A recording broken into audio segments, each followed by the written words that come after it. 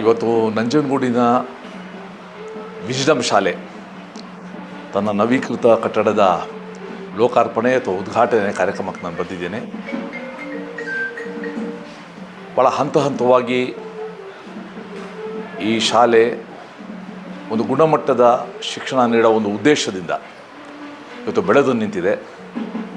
ಮತ್ತು ಹೆಸರೇ ಚೆನ್ನಾಗಿದೆ ವಿಜ್ಡಮ್ ಅಂತ.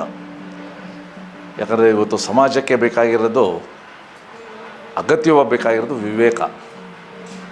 ಆ ವಿಜ್ಡಮ್ಮನ್ನು ಕೊಡುವಕ್ಕೆ ಒಂದು ಮೂಲ ಉದ್ದೇಶ ಇಟ್ಕೊಂಡು ಇವತ್ತು ಶಿಕ್ಷಣ ಸಂಸ್ಥೆ ಪ್ರಾರಂಭ ಮಾಡಿ 12 ವರ್ಷಕ್ಕೆ ನಿಜಕ್ಕೂ ಎಲ್ಲ ದೃಷ್ಟಿಯಿಂದನೂ ಕೂಡ ಇವತ್ತು ಬೆಳೆದು ನಿಂತಿದೆ ಮತ್ತು ಸಾರ್ವಜನಿಕ ಮನ್ನಣೆನ ಗಳಿಸಿದೆ.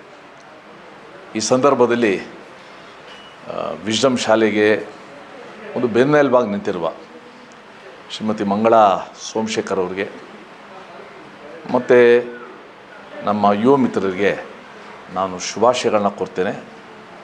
ಮತ್ತು ವಿಜ್ಡಮ್ ಶಾಲೆ ಇಡೀ ನಾಡಿಗೆ ಒಂದು ಮಾದರಿ ಶಾಲೆಯಾಗಿ ರೂಪುಗೊಳ್ಳಲಿ ಅಂತ ನಾನು ಆಶಿಸ್ತೇನೆ.